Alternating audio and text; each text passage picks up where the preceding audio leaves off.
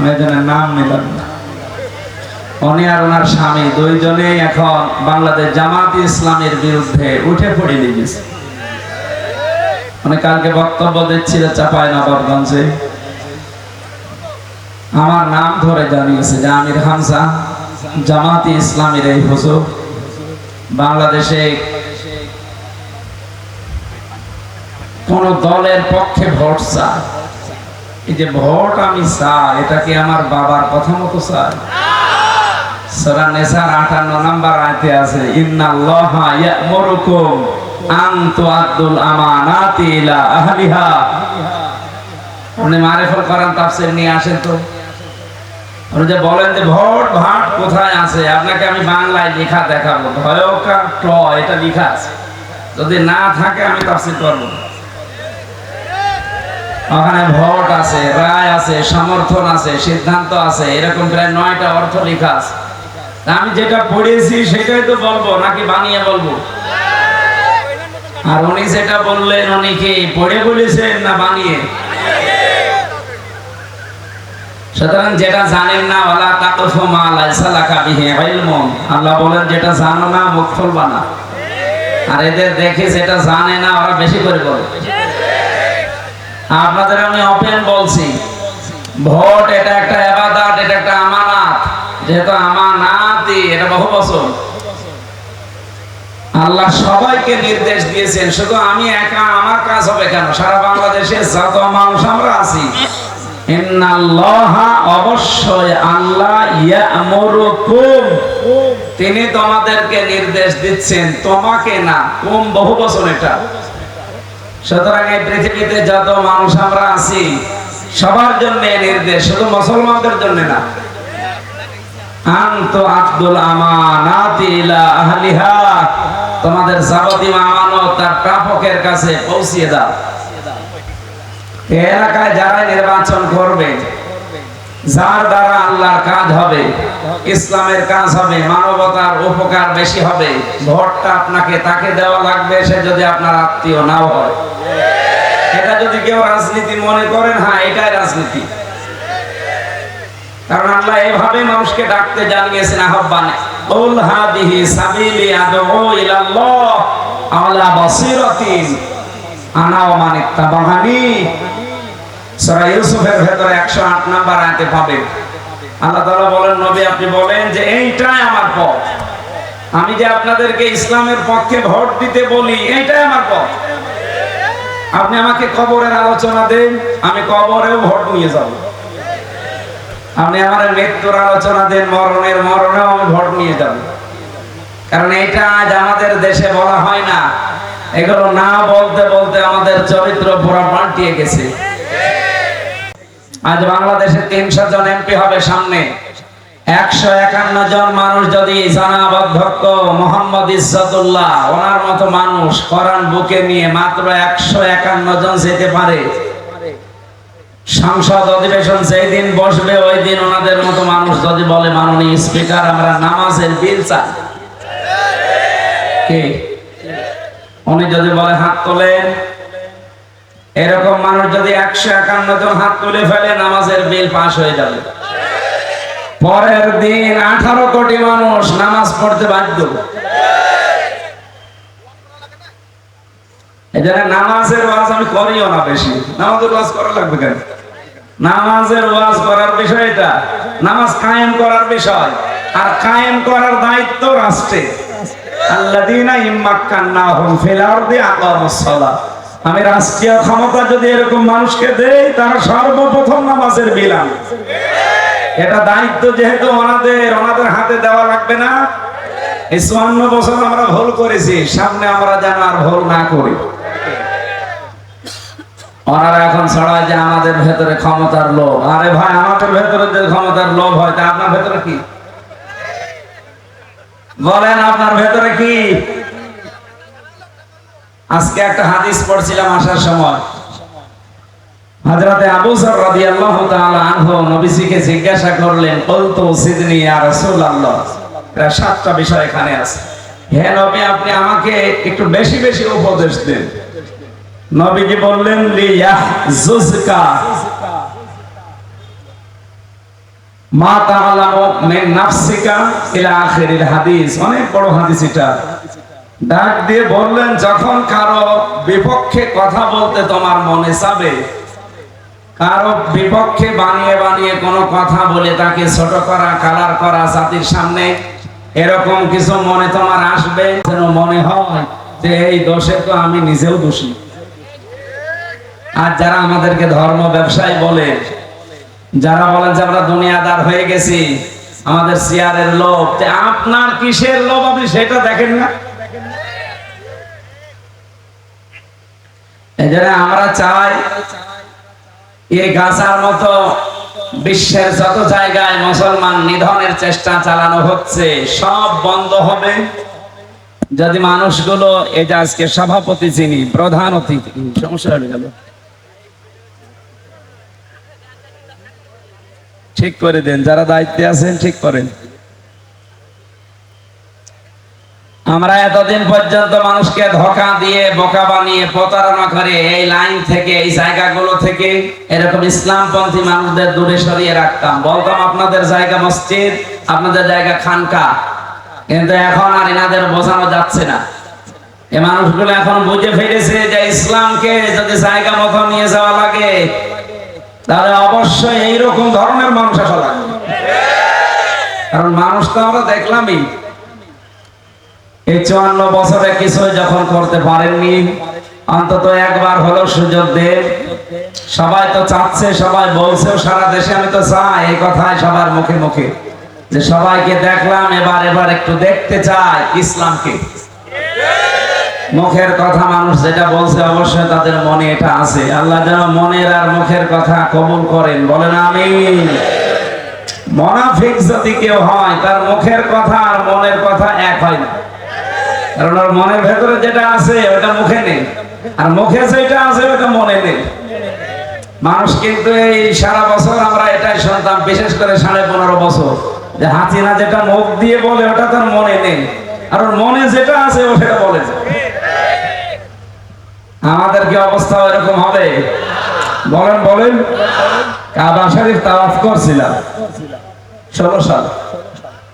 হঠাৎ দেখি একজন মুরব্বী এই রুকনে ইয়ামিনী থেকে এই জায়গায় চুমা দেয়, অনেকে আবেগে ওই পাথরে চুমা দেবে, হাজরে আসওয়াদে, ও তো সুযোগ পাচ্ছে না, মুরব্বী মানুষ এই রুকনে ইয়ামিনী ধরে কাঁদতেছে। আমি ওই জায়গায় কেন যেন দাঁড়িয়েছি, মনের আবেগে কাছে, আল্লাহ আমি মরণ চাই। আমি মনে করলাম ওই পাথরের কাছে যেতে পারছে না, এই জন্য মানে কান্নাকাটি করছে। কান পেতে দেখি না, বলছে আল্লাহ আমি মরণ চাই, আমাকে তুমি মরণ দাও, আমি আর দেশে যাব না। কি গো? মুরব্বীর গায়ে হাত দিয়ে বললাম, বাড়ি কোথায়? বাংলাদেশ। কোন জায়গায়? নোয়াখালী। কোথায়? কারণ সারা দেশ তো আমার হাতের ভেতরে। কোম্পানিগঞ্জ। সঙ্গে সঙ্গে মনে চলে আসলো যে আল্লাহর ওলির এলাকা, কাওয়া কাকু, কোম্পানিগঞ্জে বাড়ি। বলো আপনি কি দোয়া করেন? আমার গিলাপ ধরে দোয়া করলে কবুল হয়ে যায়। আমি মরতে চাই। বাংলাদেশে তো আর কাবা শরীফ নেই, নবীর রওজা নেই, এই দেশে কাবা আছে, আমি আর দেশে যাব না। ওদের ভাষাতে একটু টানা টানা, বলছে আমি মরতে চাই। ঠিক আছে আসেন। আমি যেখানে থাকি হোটেলে নিয়ে গেলাম, বাংলাদেশের মানুষ বলে নাস্তা করালাম। বাইরে তাকিয়ে দেখি ঝড় হচ্ছে, সবাই ব্যস্ত, ছোটাছুটি করছে। ওনারা বললাম, মুরব্বী এই যে জ্বালানা দিয়ে টাকা, কাঁচের জ্বালানা, কি যে ঝড় উঠেছে, আপনি যে দোয়া করলেন আপনার দোয়া কবুল হয়ে গেছে। আপনি এখন শুধু বাইরে যাবে আর মরে যাবে। আমারে বলছে বাবাজি এ দোয়া তো আমি এবছরের জন্য করি। কত বড় সিটা! আগামীতে যদি আসি তখন। এটা কি ওর মুখের কথা না মনের কথা? কাবা শরীফ ধরে পর্যন্ত সিটারি করে। 17 সালে এসেছিলাম বাংলাদেশে। আসার পরে আমি নোয়াখালীর কোম্পানিগঞ্জ ওই বাজারে গেছি, মাহফিলে দেখে ওই মুরব্বী এসে বলছে, হুজুর আসসালামু আলাইকুম। কে দাদা মরেননি? এখন আগামীতে যদি যায়, তার মানে ওর যাবেও না, মরবে না। অথচ এর আগে কাবা শরীফ ধরে কি বলছিল দেখেছেন? এজন্য মুখের কথা আর মনের কথা যাদের এক না তারা মুনাফিক। তারা কি? সারা বাংলাদেশের মানুষ এখন যেটা মুখ দিয়ে বলছে এটা কি শুধু মুখের কথা না আমাদের মনের কথা বলেন তো? অন্তত এখানে যারা আছেন সব দলীয় লোকজন আপনারা এখানে আছেন, সবাই যে আমরা বলছি যে এবার ইসলামকে দেখতে চাই, এটা কি মুখের কথা না মনের কথা? কারা কারা এটা চান দেখি? লিল্লাহে তাকবীর। আলহামদুলিল্লাহ,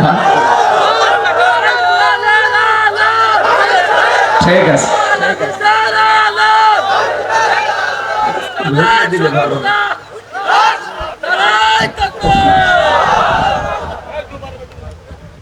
একটা হাদিস বলে আরম্ভ করি আলোচনা, নাকি নাকি শুনবেন না? তিরমিজি শরীফের হাদিস। এখানে কথা বলা যাবে না ভাই, আপনারা না শুনলে চলে যান, আমার ডিস্টার্ব হচ্ছে, কথা বলা যাবে না, এটা নিস্তব্ধ হয়ে যাবে। একটু তালি হালকা ঘোরান, হালকা।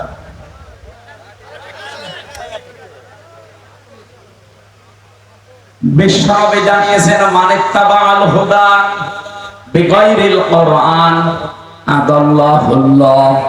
তিরমিজি শরীফের হাদিস। যেহেতু অনেক আলেম আছে এখানে, শিক্ষিত মানুষেরা আছে, তাদের জন্য বলছি, নবীজি বলেন কোন মানুষ যদি কোরআন বাদ দিয়ে পৃথিবীতে কোন জায়গায় হেদায়েত পাওয়ার জন্য যায়, তার মন যদিও ভালো থাকে, যেহেতু কোরআন সেখানে নেই, এজন্য আল্লাহ নিজে দায়িত্ব নিয়ে তাকে গোমরা বানিয়ে দেয়। শব্দটা যদি নবী দল্লা দিতেন সোলাসি মুজাররদ, বাংলা অর্থ আসতো আপনি নিজেই নিজেকে খারাপ বানিয়ে ফেলেছেন। আদাল্লাহ ইউদিল্লু বাবে ইফআল থেকে এসেছে। এই বাবের খাসিয়াত যতগুলো আছে তার প্রথম নাম্বার অভ্যাস খাসিয়াত হচ্ছে এ বাবের বাংলা অর্থ দাঁড়ায় আপনি হয়তো ভালো হওয়ার নিয়তে কোন জায়গায় গিয়েছিলেন, কিন্তু কোরআন শরীফ সেখানে ছিল না, কোরআনের কোন নিয়ম নীতি সেখানে ছিল না, এইজন্য আল্লাহ নিজে দায়িত্ব নিয়ে আপনাকে আরো খারাপ বানিয়ে দেবে। সাতক্ষীরাবাসী এতালা পাটকেল ঘাটা গলারওয়া এলাকায় যারা বসবাস করেন, এখানে যারা এসেছেন, আমি জানি শুধু এখানে জামাত ইসলাম, বিএনপি, জাতীয় পার্টি না, সব দলের লোক আছি আমরা। কথা বলেন, আপনি নবীর এই হাদিস কি সব দলের জন্য না? বলেন বলেন। আমি তো শুধু অ্যাডভার্টাইজ করছি, এটা নবীজির মুখ থেকে। বিশ্ব নবী যদি এখন বেঁচে থাকতেন আর এই তালার ময়দানে যদি এখন আসতেন, আরে হাদিস যদি এখন আপনাদের সামনে উপস্থাপন করতেন, কারা কারা মেনে নিতেন? আলহামদুলিল্লাহ, যেহেতু আমি নবীর ওয়ারিস হিসাবে এসেছি, আল উলামা ওয়ারাসাতুল আম্বিয়া, নবীদের ওয়ারিস আমি, উত্তরাধিকারী, ওইরকম একটা দায়িত্ব নিয়ে, দায়িত্ব বোধ নিয়ে বলছি। হ্যাঁ, আমি একটা রাজনৈতিক দলের সাথে আছি, সেটা আমার ভিন্ন পরিচয়, কিন্তু এখন কোরআন হাদিস এটা যেহেতু সবার জন্য, আমি যেহেতু কোরআন হাদিসের আলেম, আমিও সবার জন্য। হ্যাঁ, কথা বলছেন। সুতরাং যদি দলীয় চিন্তা করে বলেন না উনি ওই দল করেন, আমার ধারা শোনার দরকার নেই। আমি কি দলীয় নাম বলে আপনাকে শুনতে বলছি? কোরআন যেমন সবার জন্য, আমি কোরআনের আলেমও সবার জন্য। সুতরাং অন্তত এই ময়দানটা একটু কথাটা বিশ্বাস করে। নবীজি থাকলে এই কথাটা এভাবে বলতেন যে মানিত্তাবাল হুদা বিগাইরিল কুরআন আদাল্লাহুল্লাহ। কোরআন যেখানে নেই সেখানে কেউ ভালো হওয়ার নিয়তেও যদি থাকেন, আল্লাহ নিজে দায়িত্ব নিয়ে আপনাকে খারাপ বানিয়ে দেবে। কারণ খারাপ বানানো, হেদায়েত থেকে বঞ্চিত করা, গোমরা করা, পথভ্রষ্ট করা, এর একচ্ছত্র মালিকানা কার? হেদায়েত কি হামজা দিতে পারে? হামজার বাবার ক্ষমতা আছে? কে পারে? এটা কাউকে আল্লাহ দেয়নি। নবীর হাতে হেদায়েত ছিল না, শুধুমাত্র আল্লাহ নিজের হাতে রেখে দিয়েছিলেন।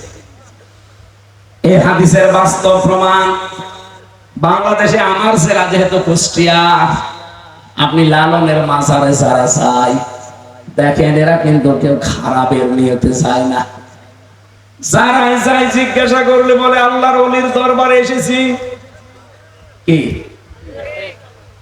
আল্লাহর ওলির মাজার জিয়ারত করার জন্য এসেছি। কি হয় সেটা, যেহেতু ওখানে কোরআন নেই, কোরআনের কর্মসূচি নেই, এই জন্য মানুষ আগে চাইছিল, ওখানে যাওয়ার পরে আরো খারাপ হয়ে যায়। আগে বিড়ি সিগারেট খেত না, এখন খায়। আগে গাঁজা কি বুঝতো না, এখন গাঁজা খায়। হ্যাঁ, কথা বলে না কেন? তাহলে বলেন তো, আগের চাইতে কি ভালো হয়েছে না খারাপ হয়েছে? ধরে খারাপ বানাইলো কে? হ্যাঁ, আল্লাহ। আল্লাহ নিজে খারাপ বানিয়েছে। কারণ কি? কোরআন যেখানে নেই তুই কেন? আরো আসতে বলে। তাহলে আমি এখান থেকে শিক্ষা দিতে পারি নির্দ্বিধায় যে বাংলাদেশে 48,000-এর উপরে এখন বিভিন্ন পীরের দরবার আছে, আমার তাহেরি ভাইয়ের দরবার সহ। সেখানে কোরআন নেই, কোরআনের কর্মসূচি দিয়ে কথা বলা হয় না। ওই দরবার যদি আমার বাবাও তৈরি করে, আমি ওখানে আর আজকে থেকে নেই। আমার নিয়ত যত ভালো থাকো, কোরআন নেই, এই জন্য আমাকে খারাপ বানিয়ে দেবে কে? এটা বোঝেন না? আমি আরেকটু এগিয়ে যাই নাকি পেছিয়ে যাব? এই বাংলাদেশে যতগুলো রাজনৈতিক দল এখন আছে, নিবন্ধন এবং নিবন্ধন ছাড়া, যেই দলের কর্মসূচিতে কোরআন নেই, কোরআনের কর্মসূচি চলে না, ওই দলের প্রতিষ্ঠাতা যদি আমার বাবা হয়, আমি ওখানে আজকে থেকে নেই। এটা এত জোরে বলার দরকার নেই, কারণ এটা আপনারা মানবেন না। আমি জানি এটা আপনারা মানবেন না। আর আমেরিকার মতো জায়গায় 236 বছর চলছে, আজ পর্যন্ত তারা কমলা হ্যারিসের মতো এত বড় শিক্ষিত মানুষদেরকে তারা মহিলা নেতৃত্ব দেয়নি, অথচ এই মাতালকে বসিয়েছে। তারা জাতে মাতাল, তাহলে ঠিক আছে। আর আমরা জাতেও মাতাল, তাহলেও আমরা আর মাতলামি করতে চাই না। আগামী থেকে পুরুষ মানুষ যাবে দায়িত্বে। কথা বলেন না কেন? পুরুষ মানুষ দায়িত্বে গেলে কি হয়? ডক্টর মোহাম্মদ ইউনূসের দিকে তাকান। উনি যদি হযরতে ওমরের মতো ইসলাম বুঝতেন, ইসলাম পালন করতেন, এই দেশটা মালয়েশিয়ার মতো তিনিও মাহাতির মোহাম্মদের মতো দাঁড় করিয়ে ফেলতেন। আল্লাহ রাব্বুল আলামিন ইচ্ছা করলে তিনি সব পারেন। আল্লাহ যেন কবুল করেন তাকে। বলেন আমিন। আরো জোরে বলেন আমিন। সত্যি নবীর কথা বিশ্বাস করে আর না মানলে আপনার কপালে আপনি আগুন লাগাবেন। কারণ কোরআন যে দলে নেই, আপনি ভালো হওয়ার নিয়তে থাকলেও আপনাকে খারাপ বানিয়ে দেবে কে? সুতরাং আজকে সিদ্ধান্ত পাল্টাতে হবে এক্ষুনি, যে যেই দলে আমি আছি, এই দলের কর্মসূচিতে কোরআন চলে না, কোরআনের নিয়ম নীতি নেই, ওই দল আমার বাবা বানিয়েছে, তাতে কি আমি ওই দলে এখন আর নেই। যারা যারা পারবেন মানতে, শুধু তারা হাত তুলবেন। লিল্লাহে তাকবীর। এই দেখেন তো হাত তোলেন কে? ওই যে করেন।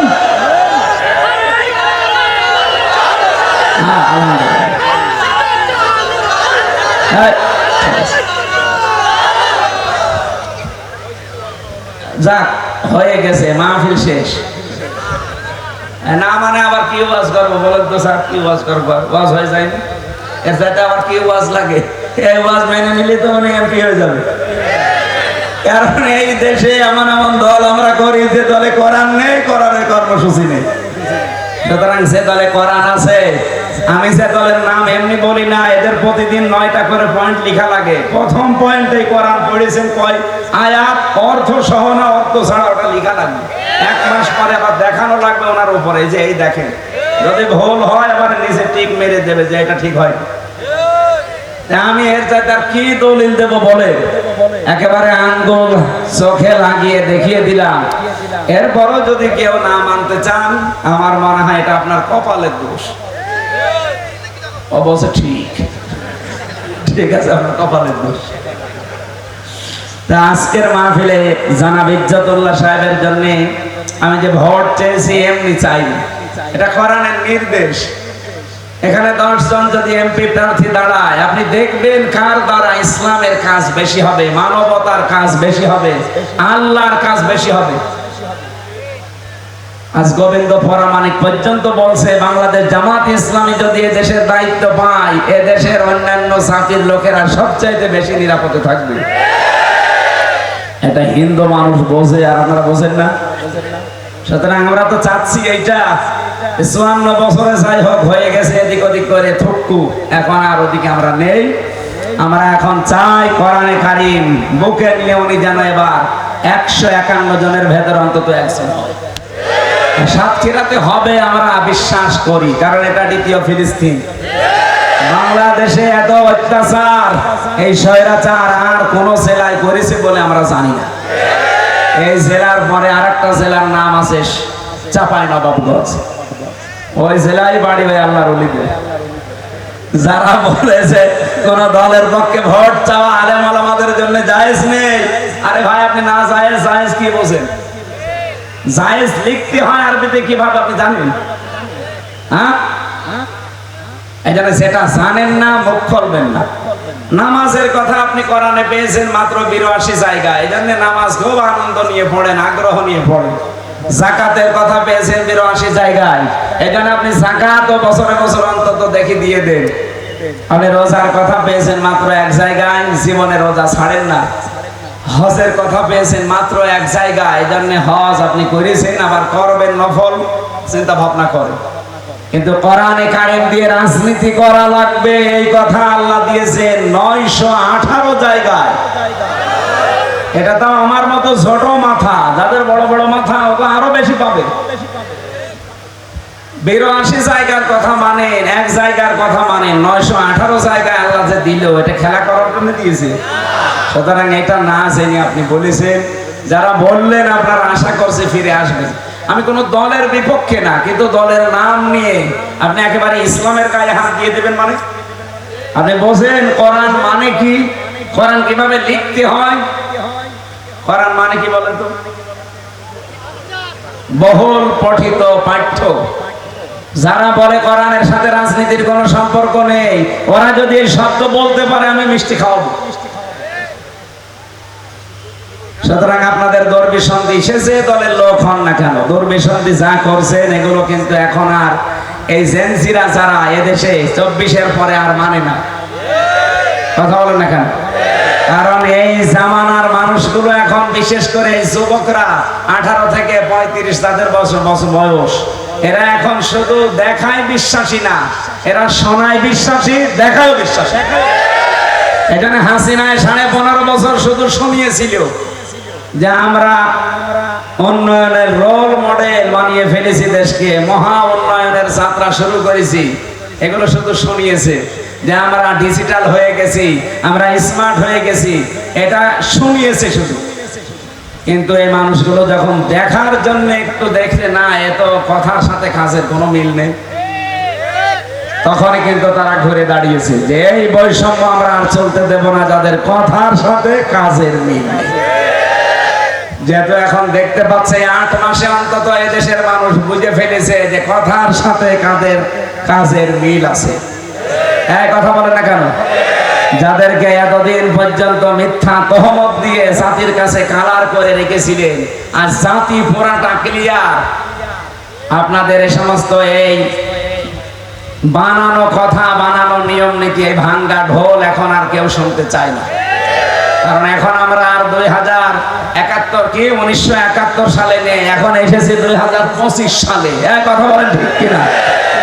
8 মাসের যে অবস্থান আমরা অলরেডি এই দেশের মানুষকে উপহার দিতে পেরেছি। 2024 সালের 5 আগস্টের আগ পর্যন্ত একটা জরিপ করেছিলাম, মাত্র 15 জন মানুষ বলতো আমরা ইসলাম চাই, তার ভেতরে 100 জনের মাত্র 15 জন। কিন্তু এই যে আপনি এপ্রিলের 1 তারিখের জরিপ বের করেন, এখন তো 6 তারিখ চলছে না, 1 তারিখে জরিপ এসেছিল, তাও আমরা বানাইনি, সব খ্রিস্টানরা পাঠিয়েছে। মাইক্রোসফট, এরপরে ভয়েস অফ আমেরিকা, এগুলো সব খ্রিস্টানরা চালায়। এরা আজ রিপোর্ট দিচ্ছে বাংলাদেশের 64 জেলা দেখে দেখে যে এই দেশে এখন 100 জনের 66 জন মানুষ চাচ্ছে দেশে কোরআনের বিধান কায়েম। 8 মাসে যদি 15 থেকে 66% চলে যায়, আর কিছুদিন যেতে দেন, আল্লাহর কসম করে বলছে 100 জনের 100 জন মানুষই তখন বলবে আমরা এদেশে ইসলাম চাই। কিন্তু কিছু মানুষ তো বুঝে ফেলেছে, এই জন্য ওদের মাথা খারাপ হয়ে গেছে। মানুষগুলো বলছে কিচ্ছু চায় না, নির্বাচন চায়। কিছু চান না মানে সংস্কার আগে দেওয়া লাগবে না, নির্বাচন চাচ্ছেন। কারণ ওই সাতক্ষীরার ডিসি এখন কুষ্টিয়ায়, কুষ্টিয়ার ডিসি এখন কুড়িগ্রামে, জিনিস তো একই। এক কথা বলে না কেন? এই যে শরীফ শরীফার গল্পের মতো হয়ে গেছে। সকালে বলছে আমি তো শরীফ, বিকালে এসে বলছে আমাকে শরীফা শরীফা লাগছে। শরীফা লাগলেই হবে? শরীফা লাগার পরে তো আপনি উল্টিয়ে ফেলবেন। একদিন, 2 দিন, 5 দিন এভাবে বলতে বলতে শেষে বলবেন আমি যেহেতু শরীফা, আমি এখন মহিলা হোস্টেলে সিট চাই। হ্যাঁ কথা বলেন। মহিলা হোস্টেলে আপনার মেয়ে আছে, আপনার বোন আছে, আপনার ফুফু আছে।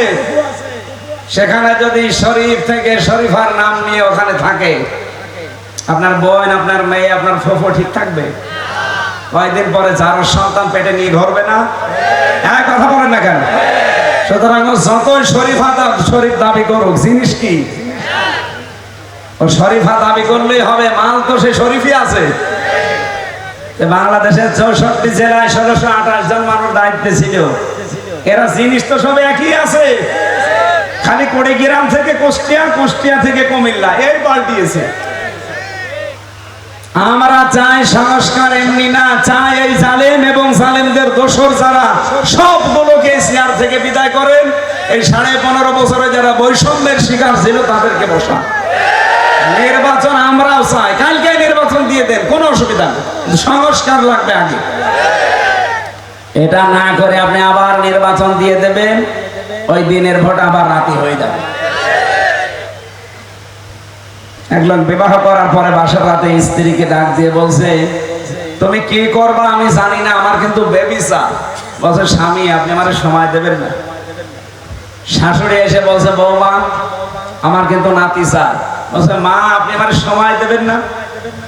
দাদি শাশুড়ি এসে বলছে তুমি কি করবা জানি না নাতি বউ, আমাদের কিন্তু পতি চাই। বলছে দাদি সময় দিন।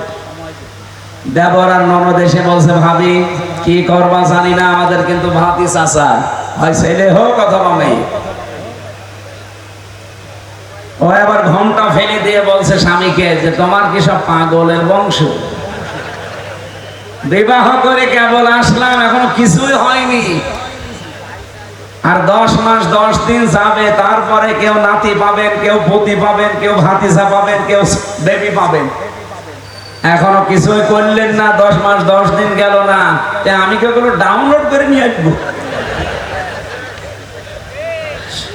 আপনারা যা আরম্ভ করেছে তা আমরা কি ডাউনলোড করে নিয়ে আসবো? সুতরাং একটু সময় দেওয়ার দরকার আছে না নেই? একটা সন্তান আসতেই যদি 10 মাস 10 দিন সময় লাগে, এদের হয়েছে মাত্র 8 মাস। আর একটু সময় দেন, দেখেন না 8 মাসে দাদা কিন্তু হাত জোড় করেছে। এই কাল পরশু দিনের খবর, দাদা হাত জোড় করে নাই। আর এতদিন আমাদের হাত জোড় করে থাকা লাগতো, দাদা এখন উল্টিয়ে হাত জোড় করছে। আর কিছুদিন যেতে দিন, অন্তত 10 মাস 10 দিন হয়ে যাক, যে সন্তান আসতেছে এই বাংলাদেশে সেটা হবে ইসলামের সন্তান ইনশাআল্লাহ। যারা উল্টাপাল্টা কথা বলেন যে আমরা নির্বাচন চাই না, কে বলেছে? বাংলাদেশে নির্বাচন সবচাইতে বেশি চাই আমরা। কোন জেলায় যদি কোনো আসনে কেউ পাশ নাও করে, কুমিল্লা জেলার 14 গ্রামে ডাক্তার আব্দুল্লাহ মোহাম্মদ তাহের পাশ করবে, তবে 100 জনের 70টা ভোট নিয়ে, আমি লিখে দিতে পারি, নিয়ে আসি। বাংলাদেশে সবচাইতে বেশি থাকে আমি কুমিল্লাতে। আমি দেখেছি তার জনপ্রিয়তা, তার যে অ্যাক্টিভিটিস। সাতক্ষীরা ইনশাআল্লাহ এরকমই, কিন্তু কুমিল্লার 14 গ্রামটা একটা ব্যতিক্রম। আব্দুল্লাহ মোহাম্মদ তাহের হাফিজাহুল্লাহ, কোনদিন তিনি এই বাংলাদেশে 8 মাস হয়ে গেল বলেছে যে আমি নির্বাচন চাই সংস্কারের আগে? তিনি একবারেই তো জানেন যে নির্বাচন দিলে আমি এমপি। ওই তিনি তো বলেন না। এখান থেকে বোঝা যায় বাংলাদেশ জামাত ইসলামী এরা শুধুমাত্র ভোট করার জন্য, ক্ষমতায় যাওয়ার জন্য রাজনীতি করে না। এদের একটা উদ্দেশ্য আছে। মাহফিলে আমি দোয়া করছি বাংলাদেশ জামাত ইসলামী সাতক্ষীরা জেলা শাখার শ্রদ্ধাভাজন জেলা আমির জনাব অধ্যাপক শহীদুল ইসলাম মুকুল দামাত বারকাতুহুমুল আলিয়া, যত মেহমানের নাম দিয়েছেন আপনারা, বিশেষ করে আলহাজ ডাক্তার শেখ মাহমুদুল হক নায়েবে আমির, উনি বাংলাদেশ জামাত ইসলামী সাতক্ষীরা জেলা শাখার, মাওলানা মফিদুল্লাহ, মাওলানা আসাদুজ্জামান, ডক্টর তৈবুর রহমান খান, শেখ আব্দুল হাকিম, আরো যারা আলোচনা রাখলেন এখানে সব আলেমদের জন্য দোয়া আছে। আমার মনটা সেই ফজরের পর থেকে খুবই খারাপ, কারণ দৃশ্যগুলো দেখলে এমনি কান্না চলে আসছে। কি বাস্তবতা, মায়না ঘরে তার কি করেছিল। এক সূরা নিসার এই ৭৫-৭৪ নম্বর আয়াতে আল্লাহ রাব্বুল আলামিন আফসোস করছে। রাব্বুল আলামিন বলেন, মা লাকুম লা তুকাতিলুনা ফি সাবিলিল্লাহ, কি হয়েছে তোমাদের, কেন তোমরা আল্লাহর রাস্তায় সংগ্রাম করো না, লড়াই করো না? আল মুস্তাদাফিনা মিনার রিজালি ওয়ান নিসাই ওয়াল বিলদান, কত দুর্বল অসহায় নারী পুরুষ আবাল বৃদ্ধ বনিতা, ইয়াকুলুনা রব্বানা আখরিজনা মিন হাদিহিল ক্বরিয়াতি যালিমি আহলুহা। এই আয়াতটা বাস্তব প্রমাণ দেখছি। গাজার এই ছোট ছোট বাচ্চা পর্যন্ত আকাশের দিকে হাত তুলে আল্লাহকে যেন ডাক দিচ্ছে, রব্বুল আলামিন, হে আমাদের প্রতিপালক, হে আমাদের রব, আমাদের জন্য আপনি পাঠান। আজআল লানা মিন লাদুনকা ওয়ালিয়্যা, একজন সাহায্যকারী পাঠান। আজআল লানা মিন লাদুনকা নাসীরা, একজন অভিভাবক অথবা সাহায্যকারী আমাদের জন্য আপনি পাঠান। অথবা আপনি এক কাজ করে নিন, এই জালেমদের এলাকা থেকে আপনি আমাদেরকে বের করে নিয়ে যান। বিশ্বের মুসলমানদের কাছে আমি আহ্বান জানাচ্ছি, কি জবাব দেবেন আপনি বলেন তো? আজকেও যে কত মানুষ দুনিয়া থেকে বিদায় নিল, একজনের দেখলাম মাথা উড়ে গেছে। সন্তানের বয়স খুব বেশি হলো, 6 থেকে 7 মাস বয়স হবে। হাসপাতালের উপরে তারা বম্বিং করেছে, তার ভেতরে একটা শিশুর মাথা উড়ে গেছে। বাবা নিজে শিশুর বুকের উপরে হাত দিয়ে মাথা ছাড়া মস্তক ছাড়া সন্তানটাকে আকাশের দিকে তুলে ধরেছে। বিশ্বের মুসলমানদেরকে, 200 কোটি মুসলমানদেরকে ডাক দিয়ে যেন বলছে, পৃথিবীর মুসলমানেরা, আমার এই সন্তানটার সাথে তোমাদের দেখা হবে জান্নাতে।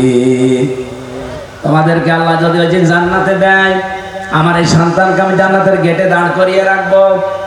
কোন কারণে তার আজ মাথা নেই, তোমাদের জবাব দেওয়া লাগবে ওই দিন। এখানে জেগে ওঠে। আমি এখানে আধা ঘন্টা 35 মিনিট 1 ঘন্টা আপনাদের কি জাগিয়ে তুলবো, কিসের আয়না ঘর, আর কি বলবো। এত বড় যে বিশাল কাজ ঘটে যাচ্ছে, এরপরও যদি আমাদের বিবেক জাগ্রত না হয়, আমার এই আধা ঘন্টা 1 ঘন্টার বক্তব্যে আপনি জাগ্রত হবেন, কিছুই হবে না আপনার। এই জন্য মন তৈরি করেন। আল্লাহ রাব্বুল আলামিন ঈমানদারদের কিছু করণীয় এখানে দিয়েছেন। আল্লাযীনা আমানু ইউকাতিলুনা ফি সাবিলিল্লাহ, যারা ঈমান এনেছেন তাদের কাজ হবে দুনিয়ায় তারা লড়াই করবে, সংগ্রাম করবে। আপনার মনের ভেতরে আকাঙ্ক্ষা যদি না থাকে, মাতা ওয়ালাম ইয়াহসু ওয়ালাম ইউহাদ্দিস বিহি নাফসাহু মাতা আলা শাবাতিন মিনান নিফাক। নবীজি বলেন, যে লোকটা মরে গেল কিন্তু তার মনের ভেতরে জিহাদ করার কোনো তামান্না, ইচ্ছা, আকাঙ্ক্ষা ছিল না, লোকটা মুনাফিক হয়ে মারা যাবে। বলেন নাউজুবিল্লাহ। আজ তামাম দুনিয়ায় মুসলমানদেরকে পিছিয়ে রাখার পেছনে একটাই মাত্র কারণ, আমরা মরণ এটা ভুলে গেছি। কোরআনের পাখি আল্লামা সাঈদী রাহমাতুল্লাহ আলাইহি ওনার বক্তব্যে মাঝে মাঝে বলতেন, শাহাদাতের যে মরণ, এখানে কোনো রকমের কোনো কষ্ট নেই। আর যে মানুষগুলো বিদায় নিল, এরা যা অবশ্যই শাহাদাতের মর্যাদা পেয়েছে।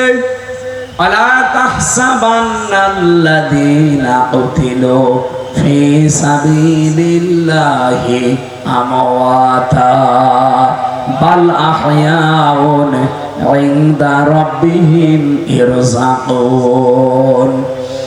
রব্বুল আলামিন সূরা আলে ইমরানের 169 নম্বর আয়াতে জানিয়েছেন যে ধারণাও করবি না, যারা আমি আল্লাহর জন্য জীবন দেয় শহীদ হয়, এদেরকে মরে গেছে ধারণাও করবি না। বালা হায়াউন, বরং তারা জীবিত। ইনদা রাব্বিহিম ইয়ারযাকুন, আমি আল্লাহ তাদেরকে রিজিক দিচ্ছি। বলেন সুবহানাল্লাহ। তারা রিজিক পাচ্ছে। সুতরাং গাজা সহ, ফিলিস্তিন সহ ভারতের যে সমস্ত জায়গায় মুসলমান নিধন করেছে, এখনো বিভিন্ন কায়দায় চলছে। তাম দুনিয়ার যত জায়গায় যে মুসলমান নিধন হচ্ছে, আল্লাহ রাব্বুল আলামিন এই মানুষগুলোকে তুমি শাহাদাতের সর্বোচ্চ মাকাম দান করে নিজে তুমি তাদেরকে রিজিক দাও। বলেন আমিন। ফারিহাইনা বিমা আতাহুমুল্লাহু মিন ফাদলি, তারা কিন্তু খুশি। আমি আজকে একটা দৃশ্য দেখলাম, একটা বোমা যখন পড়েছে, সঙ্গে সঙ্গে বোমার আঘাতে প্রায় 15-20 জন মানুষ একেবারে আকাশের দিকে উঠতেছে। একজন নিচে কমেন্ট করছে, ওরা আকাশে ওড়ে না, ওরা জান্নাতে উঠতেছে। কারণ যারা শহীদ হয় ওদেরকে আমার আল্লাহ জান্নাতের পাখি বানিয়ে দেয়। ওরা ফেরেশতাদের সাথে ডানা লাগিয়ে জান্নাতে উঠতে থাকে। আমাদের দেশ বাংলাদেশ 2024, যত মানুষ এভাবে নিজেদের সবচাইতে দামি জিনিস জীবনটা দিয়ে চলে গেল, আমাদের কাছে মুক্তভাবে শান্তি রাতে ঢোকার পরিবেশে তৈরি করে দিল, কোরআনে কারিমের পক্ষে আসার মতো একটা সুযোগ দিল। ওই 2732 জন এই মানুষগুলোকে আল্লাহ শাহাদাতের মর্যাদা দান করেন। বলেন আমিন। আমার ভাইরা, এর পরবর্তীতে যে কথাটা আছে, আমাদের ইমানদারের ইমান টিকিয়ে রাখতে হলে এই কাজটা করা লাগবে। আল্লাহ পাক জানিয়েছেন যারা ইমানদার তারা লড়াই করবে, সংগ্রাম করবে, তার রাস্তা হবে আমি আল্লাহর। আল্লাহর রাস্তা কোনটা? এই কোরআনে 500 নিয়ম আল্লাহ দিয়েছেন। এই 500 নিয়মের ভেতরে যে কোনো নিয়মে থাকবেন, ওইটাই আল্লাহর রাস্তা। আমি কালকে একটা আয়াতের তাফসীর পড়তেছিলাম, সূরা আলাম নাশরার আয়াতের 5 এবং 6 নম্বর আয়াত। রব্বুল আলামিন বলেন, ফাইন্না মাআল উসরি ইসরা। এখানে আলেম আছেন যারা, এখানে মার পরে উসরুন আছে, উসরুনের আগে আলিফ লাম আছে। তাফসীরে ফি জিলালিল কোরআন সাইয়্যিদ কুতুব এটা বোঝাতে চেয়েছেন রাহমাতুল্লাহ আলাইহি। আল্লাহ কষ্টের কথা দেওয়ার আগে মা দিলেন, এর আগে আলিফ লাম দিলেন। উদ্দেশ্য হচ্ছে আলিফ লাম দেওয়া মানে মারেফা করা, নির্দিষ্ট করা। আল্লাহ জানাতে চেয়েছেন পৃথিবীতে যদি কেউ একটা কষ্ট সহ্য করে, ইসরা এটা আবার না কেরা অনির্দিষ্ট, এই পৃথিবীতে মহান আল্লাহ কোন পক্ষে তাকে 70টা সুখ ভোগ করাবে। আজ গাজা সহ বিশ্বে যারা আল্লাহর জন্য, রাসূলের জন্য, ইসলামের জন্য, মানবতার জন্য আজ যারা কষ্ট পেলেন, কষ্ট সহ্য করলেন, একটা আপনাকে আল্লাহ দুনিয়া আখিরাত মিলে সুখ দেবে 70টা। কথা বুঝতেছেন? কেউ আল্লাহর জন্য, কেউ রাসূলের জন্য, কেউ মানবতার জন্য। একটা কষ্ট যদি আপনি দুনিয়ায় সহ্য করে থাকেন, এদিকে তাকান, একটা কষ্ট আপনি সহ্য করলে দুনিয়াতে আপনাকে আল্লাহ 70টা সুখ ভোগ করাবে। সিস্টেম অপর পৃষ্ঠায় দেখে আমার পরের আয়াত, ইন্না মাআল উসরি ইসরা। দুনিয়াতে কোনো মানুষ যদি অবৈধভাবে একটা সুখ ভোগ করে, একটা সুখের কারণে তাকে 70টা দুঃখ আল্লাহ নিজে দুনিয়াতে তাকে দেবে। আজ হাসিনা অবৈধভাবে নিজে সুখ ভোগ করেছিল অনেক বেশি, এবং অনেকে তাকে সাপোর্ট দিয়ে বিভিন্ন কায়দায় তারাও সুখ ভোগ করেছিল। যারা একটা একটা করে অবৈধ সুখ ভোগ করেছেন, এখন রেডি হন আপনারা, এক একটা সুখের জন্য 70টা দুঃখ পাবেন দুনিয়ায়। কি পাচ্ছে না? কয়দিন আগে আমি মালয়েশিয়া ছিলাম, যে হোটেলে যায় দেখি শয়তান বসে আছে নিচে। কি এখানে কেন? বছর হুজুর আমরা আগে পালিয়েছি কেন?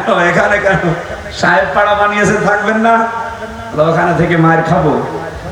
বাংলাদেশের 20 লাখ বাঙালি এখানে থাকে, সাহেব পাড়ায় থাকলে পিটিয়ে হত্যা বানিয়ে ফেলবে। অত ওই সমস্ত মানুষেরা এক একজনের শুনলাম 620টা বাড়ি। নাম শোনেননি? ভূমি মন্ত্রী ছিল, বাড়ির সংখ্যা ছিল 620টা। এখন তো একটা বাড়িতেও থাকতে পারেন না, থাকা লাগে এখন হোটেল ভাড়া করে। আপনারা দুঃখ পাচ্ছেন, পাবেন এই কারণে, কারণ অবৈধ সুখ ভোগ করেছেন আপনারা এই অবৈধ মহিলার পেছনে থেকে। এক কথা বলেন না কেন? এখানে যারা এই 15.5 বছরে অবৈধ সুখ ভোগ করলেন, এখনো পৃথিবীর বিভিন্ন প্রান্তে যারা অবৈধ আনন্দে উল্লাস করেন, রেডি হন এক একটা অবৈধ শান্তির জন্য, সুখের জন্য। যেহেতু ঈশ্বর অনির্দিষ্ট, এটা না কেরা আপনাকে কমপক্ষে 70টা দুঃখ কষ্ট আল্লাহ দুনিয়া আখেরাত মিলে ভোগ করাবে। এই জন্য আগস্টের 5 তারিখের পর থেকে কি এপ্রিলের এই 6 তারিখ পর্যন্ত 8 মাস 1 দিন হয়ে গেল, 27টা চিন্তা ভাবনা করেছিল এই দেশকে অশান্ত করার জন্য, একটা আল্লাহ সফল করতে দেয়নি। কারণ আপনারা এতদিন অবৈধভাবে সুখ ভোগ করেছেন, এখন এক একটা সুখের জন্য 70টা করে দুঃখ ভোগ করেন। এক কথা বলছে দেখেন, এই জন্য তাম দুনিয়াতে আপনাদের অবস্থা এই হবে। যারা অবৈধ সুখ ভোগ করেন, এই যে পরকীয়া প্রেম যারা করে, এখানে সুখ নেই, কথা বলেন না, এখানে সুখ আছে, কিন্তু সুখটা কি বৈধ সুখ না অবৈধ? এই অবৈধ সুখে যারা আছে, সে নারী হোক আর পুরুষ হোক, দুনিয়া আখেরাত মিলে আপনাকে 70টা বিপদে ফেলবে আল্লাহ, 70টা কষ্ট পাবে।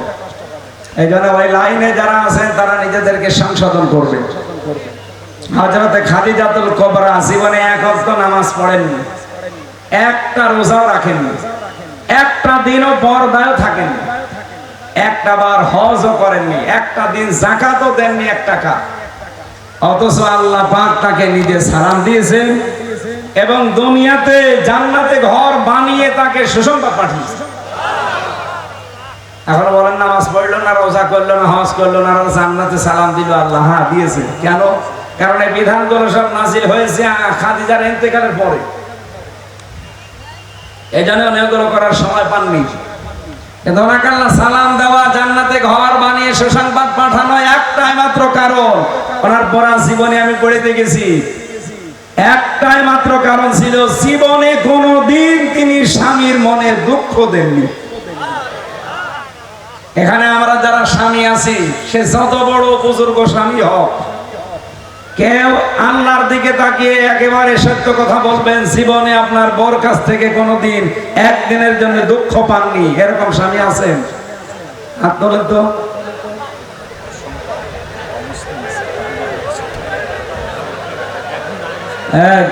আন্দাজে দাঁড়াবেন না ভাই। আলহামদুলিল্লাহ, ঠিক আছে। যদি সত্য কথা বলে থাকে তো ওর বউ জান্নাত, আর আমরা বাকি যারা আছি আমাদের বউ সব জাহান্নাম। কারণ আমরা রাজি না তাদের উপর, রাজি হয় মাঝে মাঝে, খুশি হয় বিভিন্ন কারণে। কথা বলেন না কেন? আর ও মানে 100 ভাগই খুশি, ও জীবনে কোনোদিন দুঃখ পায়নি। এই স্টেজেও যত মানুষ আছে কেউ হাত তোলার সাহস পায়নি, তার মানে আমাদের বউরা ওনার বউর মতো না। মা বোনেরা যারা বসে আছে, কিসের নামাজ পড়েন, কিসের রোজা রাখেন? আপনি কি মনে করেন যে নামাজ পড়লে, রোজা রাখলে আর কালো বোরকা পড়লে আপনি জান্নাতে চলে যাবেন?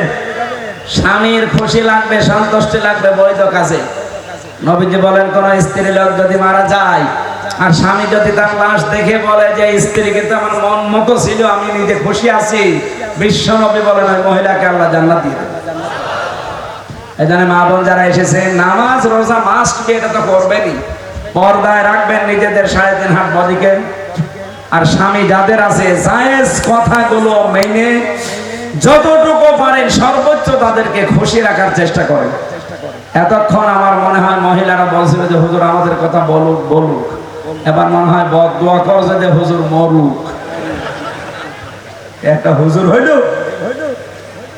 না, আমি আপনাদের বাঁচাতে চাই। আমি চর্মচোখে দেখতে পাচ্ছি, নবী নিজে দেখে এসেছিলেন মেরাজে, যে 2 কারণে মেয়েদের জাহান্নামে জ্বলতে দেখলাম বেশি। একটা স্বামীর নাফরমানি করার কারণে, আর একটা গীবত করার কারণে। এক জায়গায় বসলে আপনারা বেশি গীবত করেন, এটা থেকে মুক্ত হবেন। আর 2 নম্বরে স্বামী যাদের আছে, নাফরমানি করা বাদ দেবেন। আমি আশা করছি আপনার জন্য জান্নাতের 8টা দরজায় খোলা থাকবে ইনশাআল্লাহ।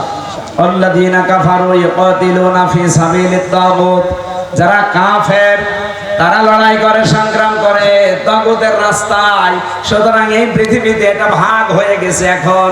আল্লাহর রাস্তায় যারা আমরা আছি ইমানদার, যারা তাগুতের রাস্তায় আজ মিছিল মিটিং করে, সংগ্রাম করে, দল করে, এরা হচ্ছে শয়তানের বন্ধু। বলেন বলেন টাকা দিল। আল্লাহ বলেন তোমরা লড়াই করো আউলিয়া শয়তান, শয়তানের অনুচরদের বিরুদ্ধে। ইন্না কায়দা শয়তানি কানা দাঈফা, শয়তানের যত চক্রান্ত অবশ্যই সবগুলো দুর্বল না, একেবারেই দুর্বল। আপনি ডোনাল্ড ট্রাম্পের বক্তব্য চলাকালীন এক সাংবাদিক শুধু বলেছিল আল্লাহু আকবার, ও ভয়তে দেখলাম নিচে পেছনে চলে যাচ্ছে। সুতরাং আজ মুসলিম বিশ্বকে জেগে ওঠার আহ্বান জানিয়ে অমুসলিম যারা আছেন আপনারা আমাদের শত্রু না, কিন্তু মানবতার শত্রু যারা তারা আমাদের শত্রু। বিশেষ করে ইহুদিরা, এই মুশরিকরা, এরা আজ মানবতার শত্রুই রূপান্তরিত হয়েছে। ভারতে আমাদের পূর্বপুরুষেরা যে সমস্ত ওয়াকফ স্টেট গুলো দিয়ে গিয়েছিল 600 বছর আগে, এখন উগ্রপন্থী হিন্দু যারা এই মুশরিক, এরা মানবতার শত্রু। এরা আইন পাশ করে এগুলো সব দখল করার ধান্দায় আছে। আজকে একটা হাদিস পড়ছিলাম, বিশ্বনবী জানিয়েছেন আনা আবি যাররিন রাদিয়াল্লাহু তাআলা আনহু قال انه سمع رسول الله صلى الله عليه وسلم يقول من ادعى ما ليس له فليس منا وليتبوأ مقعده من النار। মুসলিম শরীফের হাদিস। বিশ্বনবী জানিয়েছেন কোন ব্যক্তি যদি এমন কোন জিনিসের দাবি করে যে সে প্রকৃত জিনিসের মালিক সে না, তাহলে সে যেন তার নিজের স্থান জাহান্নাম এটা বানিয়ে নেয়। আজ নরেন্দ্র মোদী সহ, এই নেতানিয়াহু সহ, ট্রাম্প সহ বিশ্বের মডল যারা দাবি করছে, আজ যেগুলোর মালিক আপনারা না, এগুলো জোর করে যারা নেওয়ার ধান্দায় আছেন, জোর করে নিয়ে নিচ্ছেন। আপনি লিখে নিতে পারেন আপনি দুনিয়াও জাহান্নামে থাকবেন, আর চোখ বন্ধ হওয়ার পরে আপনার জন্য নার বা আগুন নির্ধারিত হয়ে আছে। আল্লাহ আমাদেরকে ঐক্যবদ্ধ হয়ে এই যে এখন অরাজকতা চলছে তামাম দুনিয়ায়, এটা মোকাবেলা করা তৌফিক দিন। আল্লাহুম্মা আমিন। লা ইলাহা ইল্লা আনতা সুবহানাক ইন্নী কুনতু মিনাজ জালিমিন। রব্বুল আলামিন, হাত তুললে অন্তরের ভেতরে ব্যথা, কান্না চলে আসে। তুমি ফিলিস্তিনে গাজা মুসলমানদের জন্য হামি ও নাসির হয়ে যাও।